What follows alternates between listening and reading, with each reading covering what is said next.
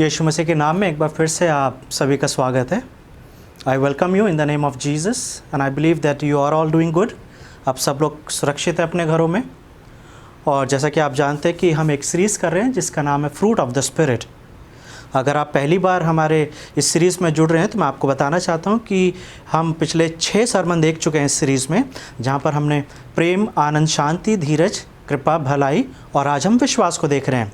तो अगर आप पहली बार जुड़ते हैं तो आप मेरे चैनल पे जा सकते हैं यूट्यूब के ऊपर। अगर आप मेरा नाम लिखेंगे या फ्रूट ऑफ द स्पिरिट लिखेंगे तो वहाँ पे इस सीरीज़ से जुड़े हुए जितने भी सरमन हैं आप उसे देख सकते हैं। सो प्लीज़ आप इस सीरीज़ को फॉलो करें ताकि जिस तरीके की टीचिंग हम दे रहे हैं उस टीचिंग के माध्यम से आपके जीवन में एक आत्मिक उन्नति हो सके। और जैसा कि आप जानते हैं कि आज हमारा जो सरमन है वो फेथफुलनेस के ऊपर है, यानी कि विश्वास के बारे में। और इससे पहले कि हम इसमें आगे बढ़ें, मैं खुशी है मुझे ये जानकर कि अगले संडे से हमारे चर्चेस शुरू हो जाएंगे। जैसा कि आप जानते हैं कि सरकार की तरफ से भी ऐसे आदेश दिए जा रहे हैं कि सारे रिलीजियस सेंटर्स जो हैं वो खुल सकते हैं। और हालांकि आज पहला संडे है इसलिए हम होली कम्युनियन नहीं करेंगे क्योंकि अगले संडे से चर्चेस खुलेंगे। तो मैं चाहता हूं कि जब आप अपने चर्चेस में जाएं तो अपने विश्वासी भाइयों के साथ, अपने कलीसिया के साथ प्रभु की मेज़ में शामिल हों। तो ये हफ्ता पूरा तैयारी के साथ रखें ताकि जब आप प्रभु की मेज़ में शामिल हों तो किसी भी तरीके से अनुचित रीति आपके जीवन में ना पाई जाए, बल्कि अच्छे से आप प्रभु की मेज़ में शामिल हो सकें। साथ ही साथ मैं विश्वास करता हूँ कि इस सीरीज़ के द्वारा आपको बहुत आशीष मिल रही होगी। अगर इस सीरीज़ से संबंधित कोई भी क्वेश्चन आपके पास आता है, feel free to contact me. You can write email to me और even you can write question in comments on YouTube और you can call to me. But keep learning and keep reading Bible. तो आइए आज के सरमन में हम चलते हैं और जिसका जो आज का हमारा थीम है वो है फेथफुलनेस, जिसे फिडेलिटी भी बोल सकते हैं या ट्रस्टफुलनेस भी बोल सकते हैं या ट्रूथफुलनेस भी बोल सकते हैं। ग्रीक में इसे पिस्तोस या पिस्तिस भी बोलते हैं। तो हम मिलकर सीखेंगे कि बाइबल में जब पौलुस गलातियों को जब एक खत लिख रहा है और विश्वास के ऊपर बात कर रहा है तो विश्वास के बारे में हम क्या क्या सीख सकते हैं। तो आइए हम अपनी आंखों को बंद करें और प्रार्थना में चलें। प्रभु, हम आपका धन्यवाद देते हैं आज की सुबह के लिए, आज के दिन के लिए प्रभु, जो एक नया दिन आपने आशीष के रूप में दिया है। जब प्रभु आज हम यहाँ पर इकट्ठा हुए हैं अपने घरों में, अपने परिवारों के साथ, ताकि प्रभु मिलके हम आपकी आराधना कर सकें। और विशेष तौर से जब हम आत्मा के फल में विश्वास के बारे में बात करते हैं तो यही हमारी प्रार्थना है प्रभु कि हमारी मदद करें प्रभु जी, ताकि इस विश्वास के बारे में हम अच्छे से सीख के अपने जीवनों में आगे बढ़ सकें। यीशु मसीह के नाम से इस प्रार्थना को मांगते हैं, आमीन। तो जैसा कि आप जानते हैं कि आत्मा के फल के बारे में हमने शुरू से ये चीज़ देखी है कि आत्मा का फल क्या है। ये एक चिन्ह है, ये एक साइन है एक मैच्योर विश्वासी के। अगर किसी व्यक्ति को पहचानना है कि वो व्यक्ति विश्वासी है कि नहीं है तो उसकी मिनिस्ट्री नहीं देखी जाती है या उसका बैकग्राउंड नहीं देखा जाता है या इसकी क्वालिफिकेशन नहीं देखी जाती है, लेकिन कुछ चिन्ह हैं जिसके द्वारा हम किसी व्यक्ति के बारे में जान सकते हैं कि वो व्यक्ति विश्वासी है या नहीं है। और पौलुस भी, क्योंकि गलातियों की कलीसिया में कुछ प्रॉब्लम्स हो रही हैं, कुछ ऐसे लोग आए हैं जो अपना आप को विश्वासी बोलते हैं, अपना आप को मिनिस्टर्स ऑफ गॉड बोल रहे हैं, और उन्होंने कुछ इस तरीके की टीचिंग दी है जिसकी वजह से गलातियों की कलीसिया के लोग जो हैं वो बैकस्लाइड हो रहे हैं। They are going back to the law of Moses. And that is why if you see the mood of Paul in very first chapter of book of Galatians, तो वहाँ पर हमें देखेंगे कि पौलुस जब गलातियों को लिख रहा है तो ऐसा लग रहा है कि गुस्से में है, या ऐसा लग रहा है थोड़ा फ्रस्ट्रेशन है, क्योंकि वो पूछ रहा है किसने तुम्हें चिता दिया कि तुम गॉस्पल से, यानी कि सुसमाचार जो मैंने तुम्हें दिया था उसे छोड़ के किसी और के पीछे चले जाओ। So we can understand that some people came, some intruders came and they gave a different gospel. और पौलुस ये बताना चाह रहा है कि जब हम कलीसियाओं में होते हैं और जब हमारी कलीसियाओं में लोग आते हैं और जब वो लोग प्रभु यीशु मसीह के नाम से आते हैं तो हम कैसे पहचानें, how to identify people, how to recognize whether the person is true believer, person is a true minister of God or not। क्योंकि प्रभु यीशु मसीह के नाम से कोई भी आ सकता है और प्रभु यीशु मसीह के नाम से आके कोई भी आपको गलत टीचिंग दे सकता है। So we have to know, we have to learn so that हम ये पहचान सके कि जो व्यक्ति प्रभु यीशु मसीह के नाम से आ रहा है वो वास्तविकता में प्रभु यीशु मसीह को जानता भी है या नहीं है। तो इसीलिए जो स्टडी हम कर रहे हैं, जो सीरीज हम कर रहे हैं, इसके माध्यम से हम सीख रहे हैं that how we can know the ministers, how we can know the people whether they are believers और not. And today when we are going to talk about the faith, विश्वास, ये एक ऐसा शब्द है जिसके बारे में कई बार आपके कलीसियाओं में प्रचार हुआ होगा, कई बार आपने इसके ऊपर शिक्षा ली होगी, लेकिन अगर फिर भी मैं आपसे पूछूं what would be the definition of faith, विश्वास की क्या परिभाषा है, तो मुझे नहीं पता आप क्या बोलेंगे, क्योंकि जब भी विश्वास के बारे में पूछा जाता है या किसी से बोलो how you can prove that you are a faithful God, faithful person, आप कैसे बताएंगे कि आप एक विश्वासी हैं? तो हो सकता है ज़्यादातर आंसर इस तरीके का हो सकता है, well I can tell you that I am believer because I follow all the commandments, I do everything that God says to me, मैं हर एक वो चीज़ करता हूँ जो परमेश्वर मुझे करने के लिए बोलते हैं। सो आई डू एवरीथिंग, मैं सारे नियम कानून मानता हूँ, I follow every detail of the Bible, I give tithe, I take care all the law which God has given to me. तो ऐसा लग सकता है क्योंकि मैं कुछ कर रहा हूँ, so my faith is depend on my doing, यानी कि मेरा विश्वास जो है मेरे कार्यों के ऊपर आधारित है। और कहाँ से हम ये चीज़ सीख रहे हैं? क्योंकि याकूब की किताब में James chapter 2 and verse 17 James says faith without work is dead. तो यानी कि विश्वास को दिखाने के लिए काम ज़रूरी है, विच इज़ एब्सोल्युटली करेक्ट। विश्वास को दिखाने के लिए काम यानी किसी न किसी तरीके का एक्शन, किसी न किसी तरीके की क्रिया, कुछ ऐसा करना ज़रूरी है ताकि हम ये प्रूव कर सकें कि आई एम बिलीवर। लेकिन अगर आप यीशु मसीह के दिनों में जाएंगे, if you go back 2000 years back when Jesus was on earth, तो वहाँ पर हमने एक चीज़ नोटिस करी थी कि फरीसी लोग जो थे वो एक ऐसे लोग थे जो हर एक लॉ को माना करते थे। They used to do everything, कोई भी ऐसी चीज़ नहीं थी कि जिसे वो छोड़ा करते थे। उन्हें स्क्रिप्चर याद रहता था, उन्हें तोरा याद रहता था, और उन्हें उस तोरा की हर एक आज्ञा को याद करके वो हर एक चीज़ को करते थे। अगर आप मेरे साथ निकालेंगे लूका उसका 18, लूक चैप्टर 18, जल्दी से निकाल लीजिए। वहाँ पे एक छोटा सा सेक्शन है जहाँ पे यीशु मसीह बात कर रहे हैं, लूक चैप्टर 18, और यहाँ पे यीशु बात कर रहे हैं कि एक व्यक्ति है। यहाँ पे दो लोगों की बात की जा रही है कि दो लोग हैं जो मंदिर में आते हैं आराधना के लिए, प्रार्थना करने के लिए, और एक व्यक्ति है जो अपनी बढ़ाई कर रहा है, अपने बारे में बात करता है। लूका 18 और उसकी 9 से देखेंगे, लूक 18 एंड फ्रॉम वर्स 9।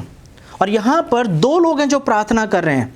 पहला व्यक्ति फरीसी है, और जब ये प्रार्थना कर रहा है so he is basically talking about himself, he is talking all the good things that he does. वो क्या कह रहा है कि मैं सारे नियमों को मानता हूँ, मैं एक भला व्यक्ति हूँ, और मैं मैं उपवास करता हूँ, मैं अपने टाइथ देता हूँ, जो भी मेरा दशवांश होता है मैं हर एक चीज़ का दशवांश देता हूँ, and I basically do everything and I am not like this tax collector.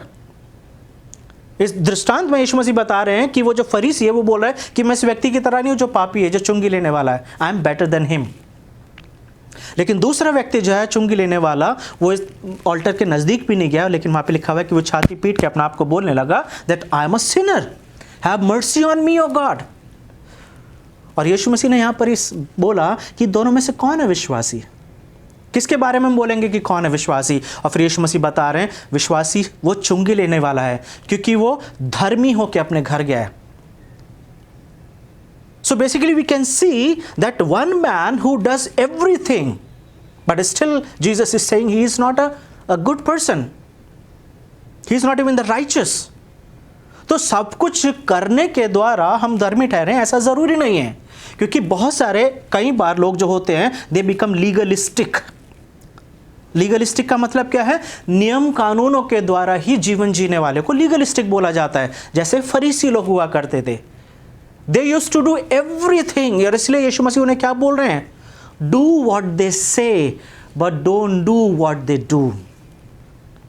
उनकी तरह जीवन जीने की ज़रूरत नहीं है, लेकिन जो वो बोल रहे हैं, जो वो सिखा रहे हैं, उसको मान लो।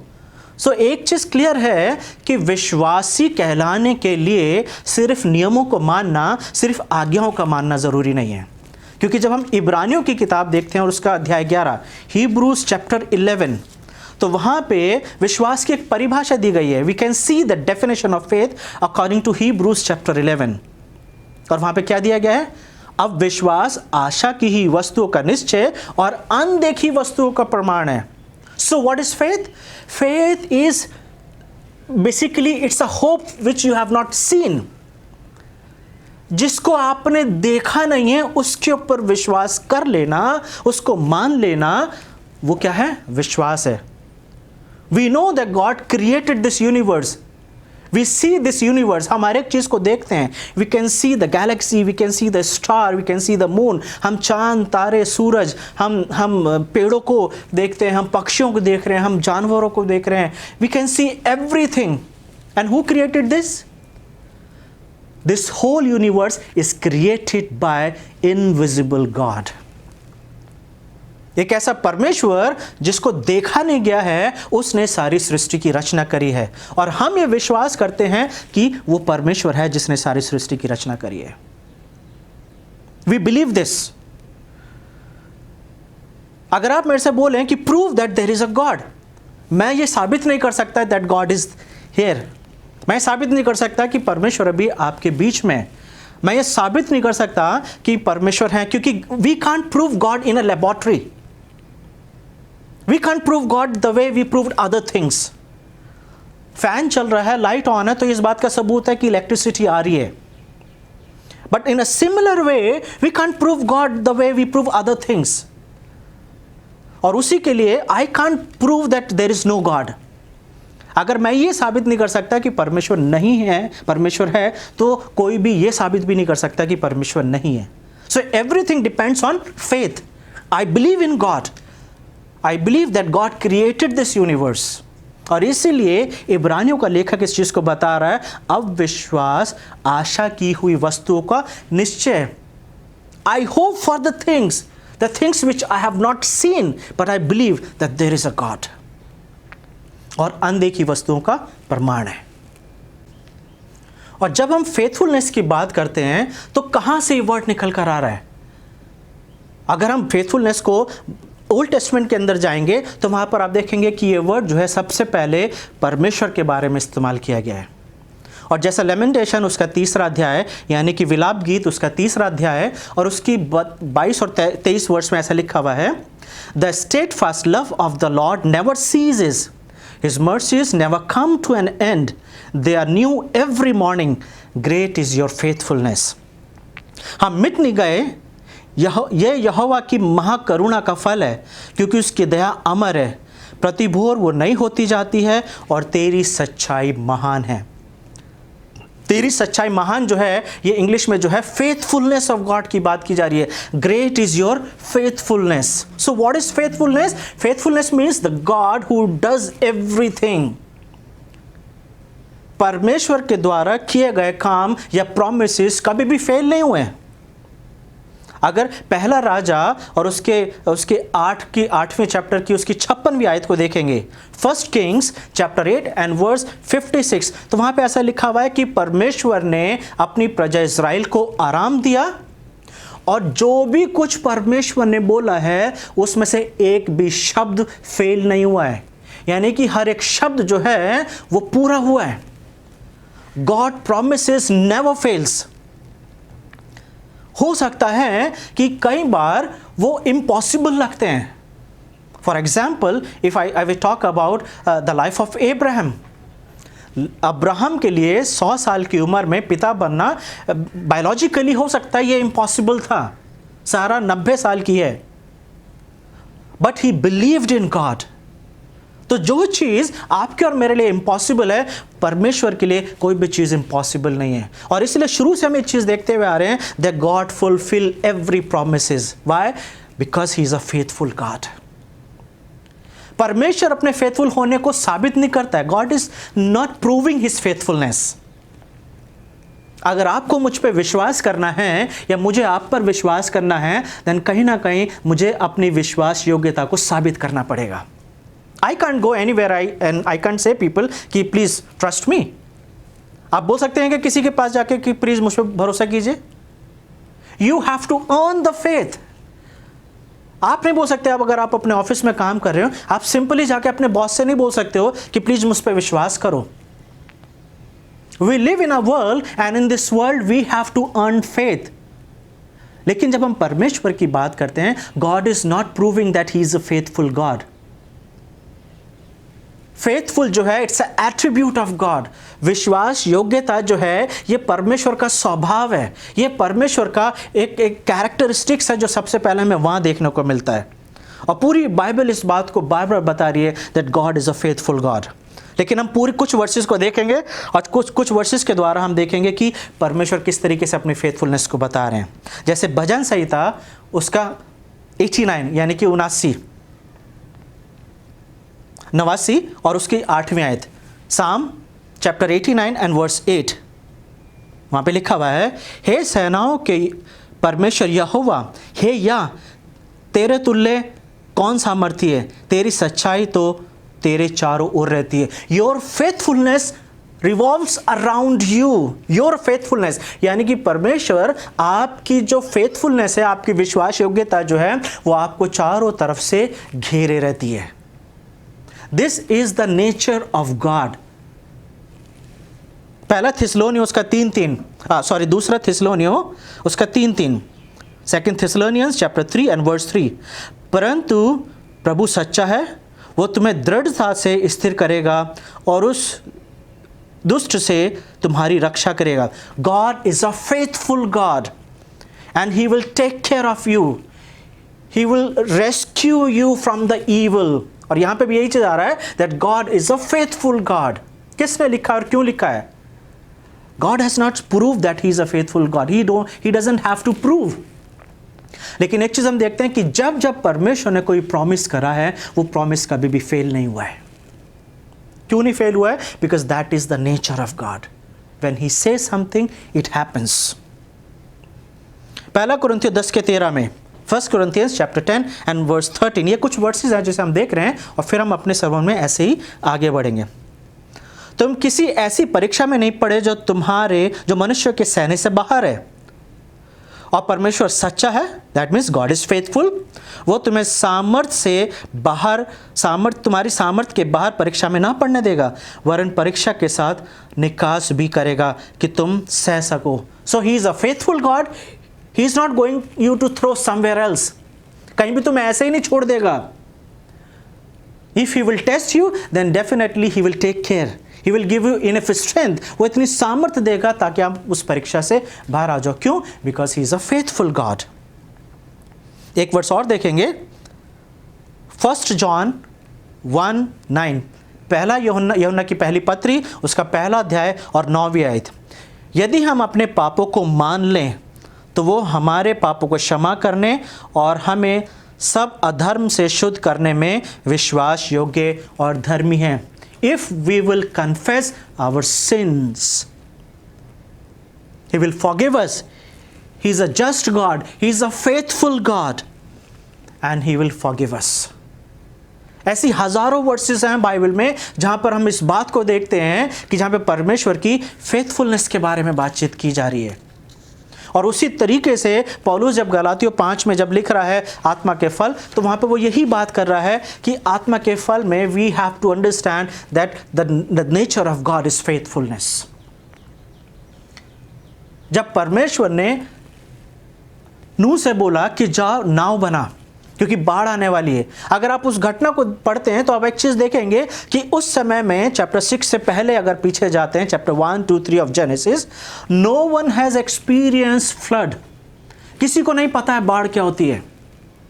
इवन नूह को नहीं पता है कि बाढ़ क्या होती है, बारिश कितनी आती है, कितना पानी भर जाता है. They don't have this experience. But it was the faith of Noah that he build the ark. So what is faithfulness?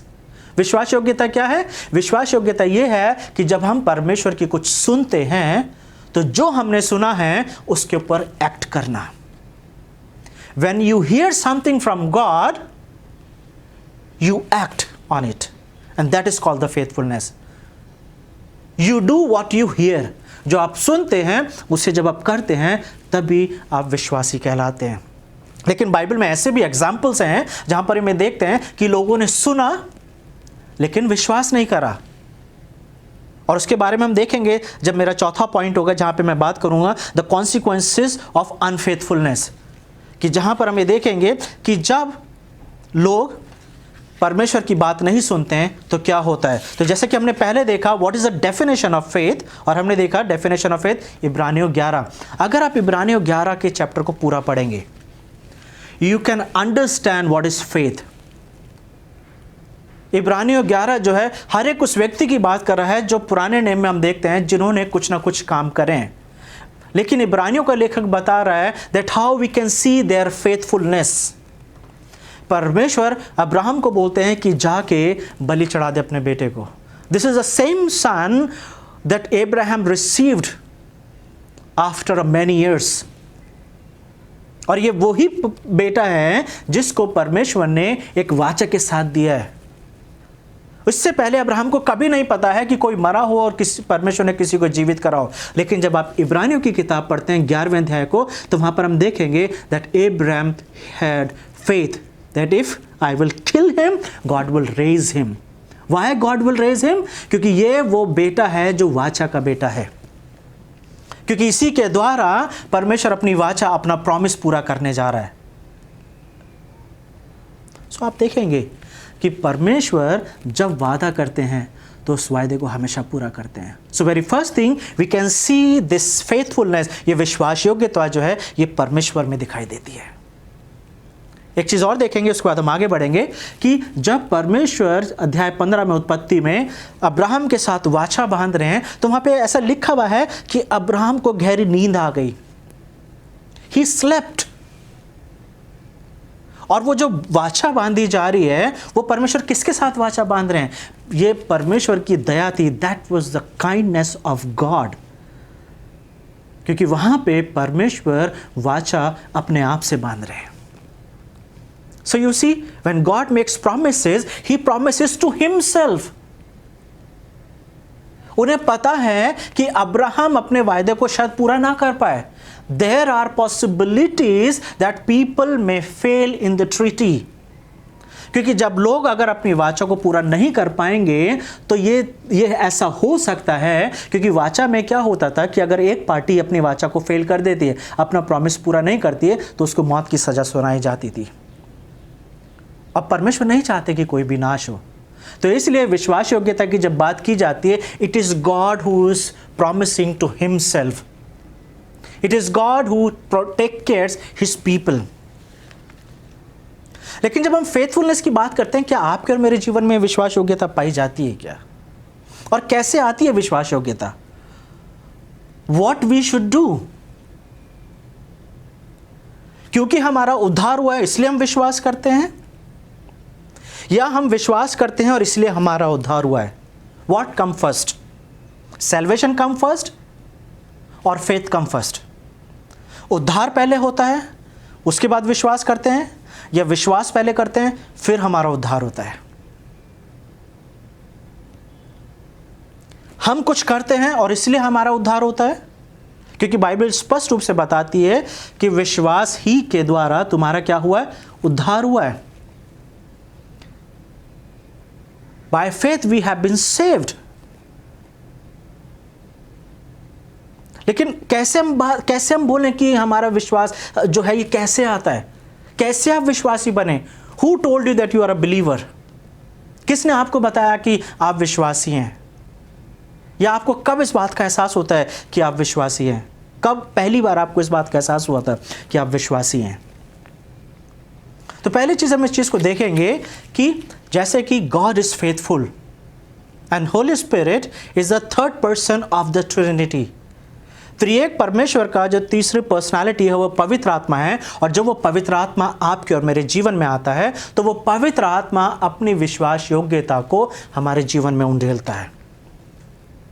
The faithfulness in your life and in my life is the work of God. विश्वास योग्यता जो आपके जीवन में पाई जाती है और मेरे जीवन में पाई जाती है, it is not the result of salvation. उद्धार का परिणाम विश्वास नहीं है, क्योंकि अगर मैं आपसे पूछूं कि क्या पहले आपका उद्धार हुआ था फिर आप विश्वासी बने, या आप विश्वासी बने फिर आपका उद्धार हुआ? क्योंकि स्पष्ट रूप से इस चीज हमें पता है कि विश्वास जो है it's a gift of the God, it's a gift of the Holi spirit. ये पवित्र आत्मा का एक गिफ्ट है, फ्रूट ऑफ द स्पिरिट। ये पवित्र आत्मा का एक वरदान है जो आपको और मुझे दिया जाता है। हम प्रभु यीशु मसीह पर विश्वास इसलिए नहीं करते हैं क्योंकि हमने प्रभु यीशु मसीह को चुना है। अक्सर आपने सुना होगा कि जब लोग अपनी टेस्टिमनी देते हैं तो वो बोलते हैं कि एक दिन आया उनके जीवन में और उस दिन उन्होंने प्रभु यीशु मसीह के हाथ में अपना जीवन दे दिया और उस दिन उन्होंने प्रभु यीशु मसीह को स्वीकार करा है।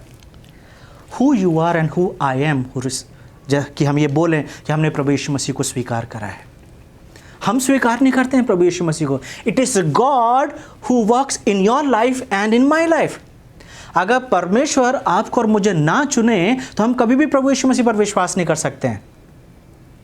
May be we are free to reject, maybe we are free to accept, लेकिन हमें ये चीज़ समझना पड़ेगा कि हमारी विश्वास योग्यता जो है वो इसलिए है, आप विश्वासी हैं तो इसलिए हैं क्योंकि परमेश्वर ने आपको बॉर्न अगेन का एक्सपीरियंस दिया है। यीशु मसीह ने जब निकोदेमुस से बात कर रहे थे अध्याय 3 में यूहन्ना में, तो यीशु मसीह ने क्या बोला? जब तक कोई नए सिरे से ना जन्मे। आपको लगता है कि कोई भी व्यक्ति अपनी मर्जी से अपने आप नए सिरे से जन्म ले सकता है? What is born again? नए सिरे से जन्मने को बोलते क्या है? कैसे होता है ये? क्या क्रिया है इसकी? तो हमें इस बात को समझना पड़ेगा। This is the act of God. ये परमेश्वर का एक कार्य है जो आपके और मेरे जीवन में हुआ है कि परमेश्वर ने हमारे जीवन को बदला है अंदर से। It's God works inside out, he changes us. और जब परमेश्वर हमें बदलते हैं उस वक्त हमें बॉर्न अगेन का अनुभव होता है। अगर आप मेरे साथ निकालेंगे फिलिपियंस उसका पहला अध्याय और उसकी 29वीं आयत, book of Philippians chapter 1 and verse 29। क्योंकि मसीह के कारण तुम पर यह अनुग्रह हुआ है कि ना केवल उस पर विश्वास करो पर उसके लिए दुख भी सहो। आप देख रहे हैं यहाँ पे क्या लिखा है? क्योंकि मसीह के कारण तुम पर यह अनुग्रह हुआ है। This is the kindness of Jesus that we can believe in him. यह प्रभु यीशु मसीह का अनुग्रह है कि हम यीशु मसीह पर विश्वास करते हैं, क्योंकि अगर प्रभु यीशु मसीह ना चाहे तो हम उस पर विश्वास नहीं कर सकते हैं। तो जब कोई व्यक्ति ये बोलता है कि मैंने प्रभु यीशु मसीह को ग्रहण करा, उसको आपको सिखाने की जरूरत है who you are to reject और टू एक्सेप्ट गॉड। ये परमेश्वर है जो हमारे दिल के अंदर काम करते हैं। ये पवित्र आत्मा है जब हमारे जीवनों में आता है, so basically he turns the table. ये वो परमेश्वर है जो हमें उद्धार का अनुभव देता है।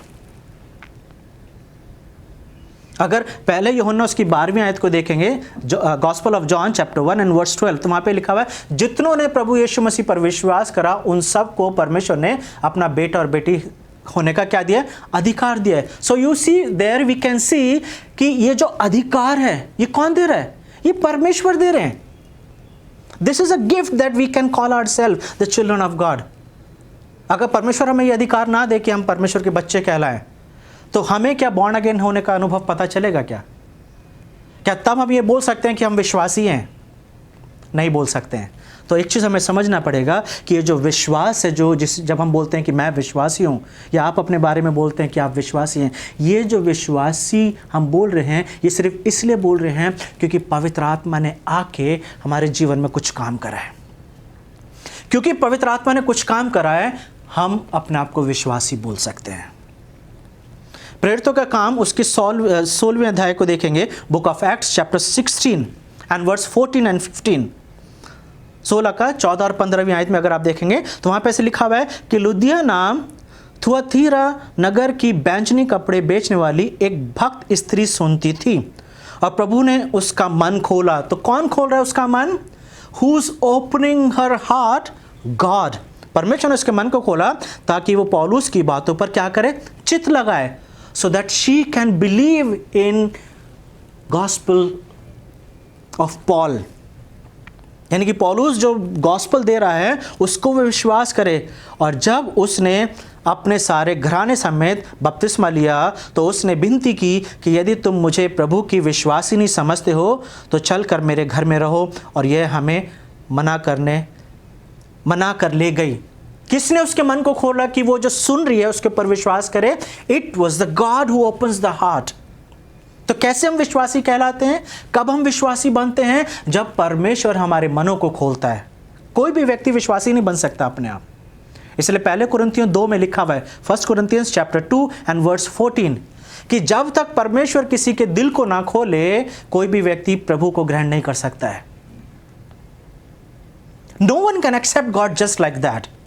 कि आप सुसमाचार सुना रहे हैं, आप ट्रैक्ट्स डिस्ट्रीब्यूट कर रहे हैं, आप किसी को गॉस्पल दे रहे हैं, जब तक प्रभु उसके मन को ना खोले आपके द्वारा किए गए काम का कोई रिजल्ट नहीं होगा। So you see, we can understand that this faithfulness is a gift of God। और क्योंकि ये वरदान हमें दिया गया है, हमारे जीवन के हर एक कार्य में, हमारे जीवन के रोज यानी कि हर एक बात में ये फेथफुलनेस हमसे एक्सपेक्ट की जाती है। We have to be faithful as a parents. We have to be faithful as a children। अगर हम माता पिता हैं, अगर आप माता पिता हैं तो ये आपकी जिम्मेदारी है कि आपको अपने बच्चों के प्रति विश्वास योग्य होने की ज़रूरत है। उन कामों को करने की ज़रूरत है जिसके करने के द्वारा आप एक विश्वासी और एक फेथफुल माता पिता कहलाएं। उसी तरीके से ये बच्चों की जिम्मेदारी है कि अगर बच्चे अपने आप को फेथफुल बच्चे बोलते हैं, if they call them the faithful children, then there are so many things. अगर आप नीति वचन पढ़ते हैं, अगर आप बच्चे हैं और इस सरमन को सुन रहे हैं, तो आप देखेंगे नीति वचन में बहुत सारी गाइडलाइंस दी गई हैं। There are so many commandments for children, जहाँ पे लिखा हुआ है कि हे मेरे बेटे मेरी आज्ञाओं को मानना, और फिर वहाँ पे आज्ञा दी जा रही है क्या चीज़ करनी है और क्या चीज़ नहीं करनी है। Faithfulness in marriage, God expects from every husband and from every wife that they have to be faithful to one another। Fidelity, किसी भी तरीके से अपने आप को कहीं और शेयर नहीं करना। Just be with your spouse। हमारा समाज भी हमसे फेथफुलनेस की इच्छा करते हैं। जिस जगह पर हम काम करते हैं, people expect from us to be faithful। हम जिस ऑफिस में काम करते हैं वहाँ पर हमसे ये एक्सपेक्ट किया जाता है कि हम अपने ऑफिस के प्रति विश्वास योग्य रहें। And then we have to be faithful to God। तो फेथफुलनेस जो है या विश्वास योग्यता जो है सिर्फ परमेश्वर के में ही नहीं, परमेश्वर के साथ ही नहीं है। विश्वास योग्यता हमारे परिवार के अंदर, माता पिता और बच्चों की, और बच्चों की माता पिता, और हमारे समाज में हर एक दूसरे के साथ। It's a vertical and horizontal. विश्वास योग्यता एक ऐसी है जहाँ पर हर जगह इसकी डिमांड की जाती है। और पौलुस यहाँ पर यही बता रहा है कि जब वो पवित्र आत्मा आपके और मेरे जीवन में आता है तो वो इस विश्वास योग्यता को आपके और मेरे जीवन में लेकर आता है। अगर हम विश्वासी हैं तो हम क्या करें, या हम विश्वासी बनने के लिए क्या करें?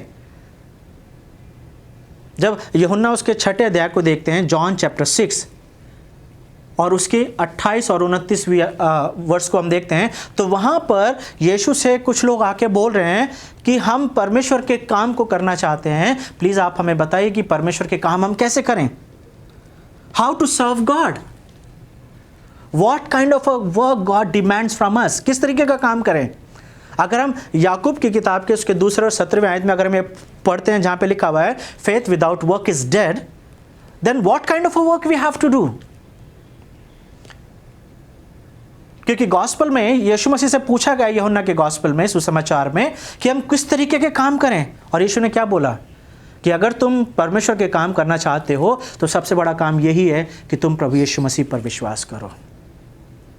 The greatest work of God is to believe in Jesus Christ, कि प्रभु यीशु मसीह पर विश्वास करो।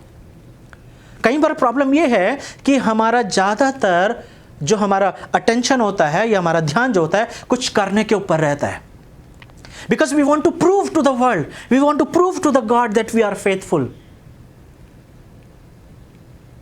और क्योंकि हम कुछ साबित करना चाहते हैं, और साबित बिना कुछ करे नहीं होगा।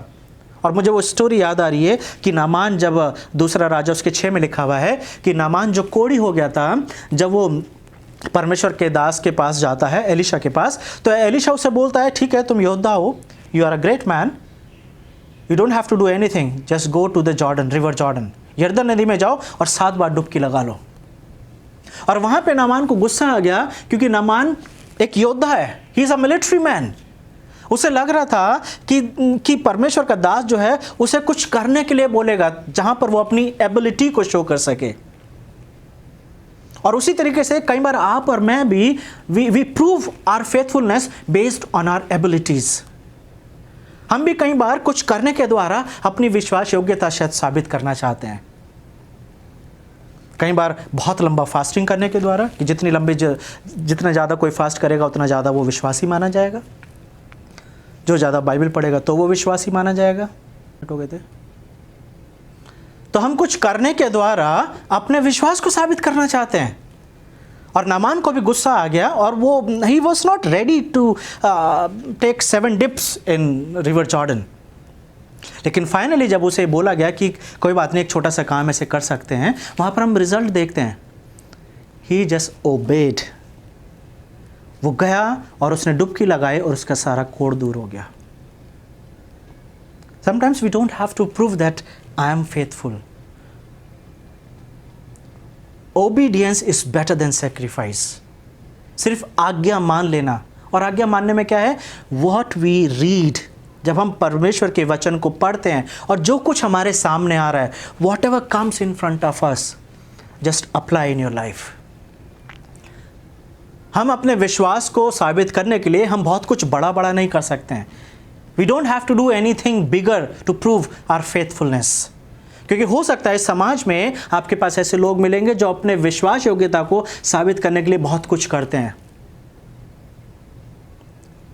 विश्वास योग्यता को साबित करने के लिए just follow the God. Efficiency में लिखा हुआ है कि imitate God, efficiency 5, imitate God.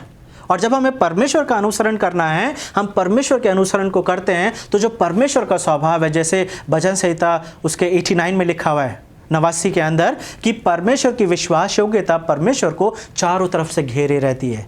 This is the nature of God, this is a character of God, कि परमेश्वर को उसकी विश्वास योग्यता चारों तरफ से घेरे रहती है। और जब वही परमेश्वर आपके और मेरे जीवन में आते हैं, जब वही परमेश्वर पवित्र आत्मा जब मेरे जीवन में आते हैं, तो वो जो परमेश्वर का स्वभाव है वो पवित्र आत्मा आपको और मुझे देते हैं, ताकि वो स्वभाव आपको और मेरा बन जाए। तो क्या मैं विश्वासी हूं? कैन आई से व्हाट आई से आई डू? जो मैं बोलता हूं वो मैं करता हूं। Because what is faithfulness? You do what you से। आप जो बोलते हैं आप उससे करें। It's a kind of a discipline. जो मैं बोलता हूं उसे मैं करता हूं। मैं परमेश्वर के द्वारा अपने जीवन को जीता हूं। मिनिस्ट्री जो है वो हमारा साइन नहीं है। If you remember my sermon number 1 where I said the mark of the spiritual maturity is not my ministry. मैं जो मिनिस्ट्री करता हूं, मैं एक अच्छा पास्टर हो सकता हूं, मैं एक अच्छा टीचर हो सकता हूं, लेकिन वो एक मैच्योरिटी का साइन नहीं है। God is not going to judge you and me based on our ministries. हम क्या काम करते हैं इसके आधार पे परमेश्वर आपको और मुझे न्याय नहीं करने वाले हैं। हमारे विश्वास के आधार पर, हमारे उस नेचर के आधार पर। तो अगर हम विश्वासी नहीं हैं, if suppose we are not, if we are unfaithful, तो अगर हम शुरू से देखते हैं, खासतौर से जेनेसिस से लेकर रेवलेशन तक, तो वहाँ पर बहुत कुछ ऐसा देखने को मिल रहा है जहाँ पर ये पता चलता है कि परमेश्वर अब जो लोग अविश्वासी होते हैं उनके साथ कैसे डील करते हैं। पहली चीज़, कौन अविश्वासी है? उसी के लिए बोला जा रहा है जो परमेश्वर पे भरोसा रखता है या जो परमेश्वर का कहलाता है। जब वो अनफेथफुलनेस शो करते हैं, अविश्वासिता दिखाते हैं, तो परमेश्वर उनके साथ फ़र्क तरीके से डील करते हैं। जैसे इब्रानियों 12:6 में लिखा हुआ है, क्योंकि प्रभु जिससे प्रेम रखता है उसकी ताड़ना भी करता है, और जिससे पुत्र बना लेता है उसको कोड़े भी लगाता है। So if you say that you belongs to God and somewhere if you see that you are unfaithful, अगर आप ये बोलते हैं कि आप परमेश्वर की संतान हैं, लेकिन फिर भी कोई ना कोई ऐसी बात आपके जीवन में पाई जा रही है जो गलत है, तो ध्यान रखिए, परमेश्वर आपको डिसिप्लिन करेंगे। और जब वो डिसिप्लिन करेंगे तो हो सकता है कि वो बहुत टफ हो। अभी कुछ ही दिन पहले हम न्यायों की किताब पढ़ रहे थे और वहां पे बार बार ये आ रहा था कि परमेश्वर के अपने लोग, परमेश्वर के चुने हुए लोग, इजरायली लोग जब वाचा के देश में आ गए हैं तो बार बार वो गलती कर रहे हैं जो परमेश्वर नहीं चाहते। और इंग्लिश की बाइबल में ये चीज़ बार बार आई है, that God sold people of Israel, God sold his people. परमेश्वर अपने लोगों को दूसरे लोगों के हाथ में दे रहा है। क्यों? ताकि उनको वो दंड मिले। This is God's way to discipline his people. परमेश्वर अपने लोगों को एग्जाइल में भेज देता है, उन्हें गुलामी में भेज देता है। क्यों? ताकि उन्हें डिसिप्लिन करे। Because when we say that we are children of God, and if we show unfaithfulness, God disciplines us. परमेश्वर उनके बारे में बात नहीं कर रहे हैं जो प्रभु पे विश्वास ही नहीं करते। परमेश्वर उन्हें डिसिप्लिन करते हैं जो परमेश्वर के कहलाते हैं, लेकिन फिर भी अनफेथफुलनेस दिखाते हैं। क्या आपके जीवन में कोई ऐसी बात पाई जाती है जो अविश्वासिता को दिखाती है, या कोई ऐसी बात जिसे आप बोलेंगे कि ये मेरे जीवन की एक ऐसी बात है जो अनफेथफुलनेस को दिखाती है? क्योंकि कई बार जब मैं परमेश्वर का होते हुए अविश्वासिता दिखाता हूं तो इसका परिणाम दूसरों को भी भुगतना पड़ता है। फॉर एग्जाम्पल, योना नबी को बोला गया कि उसे निनवे जाना है, और हम स्टोरी को जानते हैं कि योना जब बोट में बैठ के जा रहा है तो बड़ा तूफान आया है। किसके लिए तूफान आ रहा है? योना नबी के लिए आ रहा है। Because he is going against God's will. He is showing unfaithfulness to God. लेकिन वहां पर हम एक चीज नोटिस करेंगे, योना नबी की वजह से उस बोट में जितने लोग हैं वो भी परेशान हैं। तो जब परमेश्वर के लोग अविश्वासिता दिखाते हैं, जब परमेश्वर के लोग अनफेथफुलनेस दिखाते हैं, उसका परिणाम कई बार दूसरे लोगों को भी भुगतना पड़ता है। सड़क पे हमेशा एक्सीडेंट इसलिए नहीं होता क्योंकि आप गाड़ी गलत चलाते हैं। कई बार एक्सीडेंट इसलिए भी होता है क्योंकि दूसरा व्यक्ति गलत गाड़ी चला रहा है। It is not your mistake always. तो कई बार हम जो परिणाम भुगतते हैं, हमें जो पनिशमेंट मिलता है, हम जिस चीज को सहते हैं, कई बार उसका रीजन दूसरे लोग होते हैं। और उसी तरीके से जैसे योना नबी की वजह से उस बोट में जितने लोग हैं वो भी परेशान हैं। Why? Because of unfaithfulness of one person. परमेश्वर सदोम और गमोरा को छोड़ने के लिए तैयार हो गए थे। परमेश्वर ने बोला अगर वहां पे मिनिमम लोग भी मिलेंगे, 10 लोग भी मिलेंगे, तब भी मैं सदोम और गमोरा को छोड़ दूंगा। God was ready to leave Sodom and Gomorrah. लेकिन क्या वहां पे लोग मिले? तो विश्वास योग्यता कितनी इंपॉर्टेंट है। मेरी विश्वास योग्यता मेरे परिवार में ब्लेसिंग्स लेकर आती है, आपकी विश्वास योग्यता आपके परिवार में ब्लेसिंग्स लेकर आएगी। उसी तरीके से अगर आप विश्वासी नहीं हैं, अगर आप प्रभु के होते हुए भी ईमानदारी से अपने जीवन को नहीं जी रहे हैं, तो आपकी वजह से आपका पूरा परिवार उस परिणाम को भुगतता है जिसके वो लायक नहीं है। So you have to ask the question, you are the reason in your family that people are suffering? Or maybe you are the reason that your family receives blessings from God. Abraham के द्वारा पूरा घराना, पूरा संसार आशीषित हो रहा है। So you can be the instrument of blessing of God to your people. और हो सकता है कि आपका अनफेथफुलनेस ही है जो आपके परिवार के लिए एक बड़ी समस्या बना हुआ है। So how you examine your self, कैसे आप अपने आप को देखते हैं। अगर आप यशाया की किताब को पढ़ोगे तो वहाँ पे बार बार ये चीज़ आ रही है कि परमेश्वर अपने लोगों को कैसे ताड़ना देते हैं, कैसे उनका न्याय करते हैं। कब? जब वो अविश्वास योग्यता दिखाते हैं, जब वो परमेश्वर के अनुसार अपने जीवन को नहीं जीते हैं। परमेश्वर छोड़ते नहीं हैं। God never leaves, God disciplines. और ये डिसिप्लिन जो है कई बार ये बहुत कठिन होता है। बुक ऑफ नहमाया को जब हम देखते हैं उसके 7वें अध्याय की दूसरी आयत को, नहमिया 7वें अध्याय की दूसरी आयत को, तो वहाँ पे ऐसे लिखा हुआ है, जब शहर पनाह बन गई और मैंने उसके फाटक खड़े किए और द्वारपाल और गवाह और लेवी लोग ठहराए गए, तब मैंने अपने भाई हनानी और राजगढ़ के हाकिम हनन्याह को यरूशलेम का अधिकारी ठहराया, क्योंकि वो सच्चा पुरुष और बहुतेरों से अधिक विश्वास और भय मानने वाला व्यक्ति था। So you see that Nehemiah is going back, but he appoint 2 people. 2 ऐसे लोगों को चुनता है जो सारी गतिविधियों को, सारे कामों को देखेंगे, और वो कौन है? हनानी और हनन्याह। उनकी क्या क्वालिटीज है? They are faithful and they have fear of God in their life. अगर हम अपने आप को विश्वासी बोलते हैं तो परमेश्वर का भय हमारे जीवन में होना जरूरी है। Faithfulness and fear of God goes hand in hand. क्योंकि मैं विश्वासी तभी बन सकता हूं जब मेरे जीवन में परमेश्वर का भय होगा। When I will know that God disciplines, when I will know that God watches over me. परमेश्वर की निगाहें हमेशा मुझ पर बनी रहती हैं। वो एक गाना है ना जो हम अक्सर बच्चों को सिखाते हैं, खबरदार छोटी आंख क्या देखती। तो हम बच्चों को ये बताते हैं that बेटा always remember that God watches you all the time. और यहाँ पे नेहमाया ऐसे लोगों को चुन रहा है जो परमेश्वर के भय में और विश्वास योग्य कहला रहे हैं। उसी तरीके से प्रेरितों के काम के 6 के 5 में हम देखते हैं कि जहाँ पर प्रॉब्लम हो रही है और प्रेरित लोग जो हैं वो 7 ऐसे लोगों को चुनते हैं, और वहाँ पे उनकी क्वालिटी क्या है? They should be faithful. They should have fear of God. पवित्र आत्मा उनके जीवन में होना चाहिए, विश्वास उनके जीवन में होना चाहिए।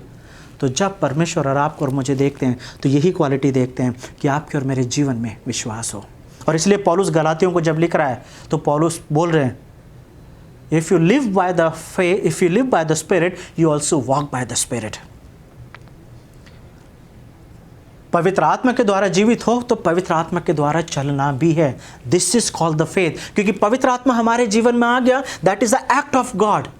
Now it is my part that I have to walk.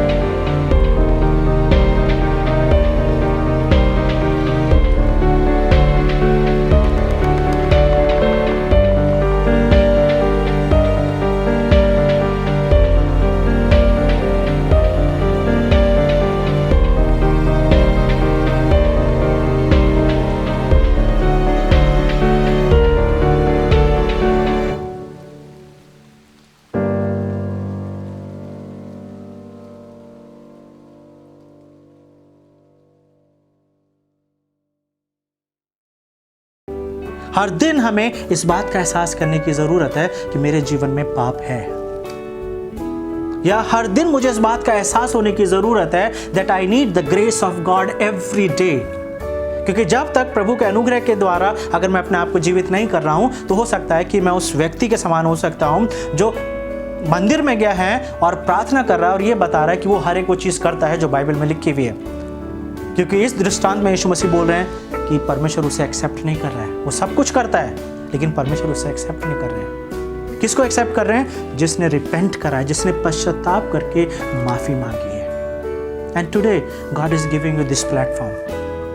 आप माफ़ी मांगे, अपने पापों की माफ़ी मांगे, आप अभी इसी वक्त अपने जीवन को बेहतर बना सकते हैं। अगर कोई भी ऐसी चीज़, क्योंकि अगर हमने फॉरगिवनेस के लिए, अगर हमने पश्चाताप की प्रार्थना नहीं करी है, तो हो सकता है we are good in everything, but God can say I don't know you, God can say I don't accept you. तो आइए हम प्रार्थना करें। कोई भी ऐसी चीज़ अगर परमेश्वर का आत्मा आपको दिखा रहा है जहाँ पे आपको ऐसा लगता है कि आपको माफ़ी मांगनी चाहिए, this is between you and God. क्योंकि अगर हम रिपेंट नहीं करते हैं, अगर हम पश्चाताप की प्रार्थना नहीं करते हैं, तो जो दृष्टांत प्रभु यीशु मसीह सुना रहे हैं, हो सकता है कि हम उसमें शामिल हो जाएं। और बाइबल बहुत अच्छे से बताती है, जैसे यूहन्ना 3:16 में लिखा था, परमेश्वर नहीं चाहते कि कोई भी नाश हो। लेकिन अगर हम पश्चाताप की प्रार्थना नहीं करते हैं, if we don't confess our sins, then there are possibilities that we are fooling ourself. हमें अपने आप को हमें ऐसा लग रहा है कि हम एक धर्मी हैं, हम एक अच्छा जीवन जी रहे हैं, but maybe at the end God will say I am sorry, I don't know who you are. आइए हम प्रार्थना करें। प्रभु, हम आपका धन्यवाद देते हैं आज के वचन के लिए प्रभु, और यही प्रार्थना करना चाहते हैं प्रभु कि हम में से हर एक को प्रभु जी ऐसा मौका दें कि हम अपने सारे पापों को मान के आपके हाथ में दे सकें प्रभु, ताकि हम आपकी नज़रों में धर्मी ठहर सकें। हो सकता है प्रभु हमारे अपने लोग, हमारे प्रियजन हमें धर्मी जानते हैं या धर्मी समझते हैं प्रभु, लेकिन ये हमारी इच्छा है, ये हमारी प्रार्थना है कि हम आपकी नज़र में धर्मी बने प्रभु। इसलिए हम सबको क्षमा करें प्रभु, और जैसा आप चाहते हैं वैसा बनने में हमारी मदद करें। यीशु मसीह के नाम से इस प्रार्थना को मांगते हैं, आमीन। तो अगर आपने मेरा सरमन आज पहली बार सुना है, तो मैं चाहता हूँ कि आप मेरे पुराने सरमन सुने, ताकि इस सीरीज़ को आप अच्छे से कनेक्ट कर सकें। और अगर आपको लगता है कि आपको ब्लेसिंग्स मिल रही हैं, तो प्लीज़ दूसरों के साथ शेयर ज़रूर करें। और ख़ास तौर से जैसा कि बताया जा रहा है कि आने वाले हफ्ते में चर्चेस शुरू होंगे, तो प्लीज़ जो गाइडलाइंस दी गई है उसका ध्यान रखें। So be safe and keep glorifying God. God bless you.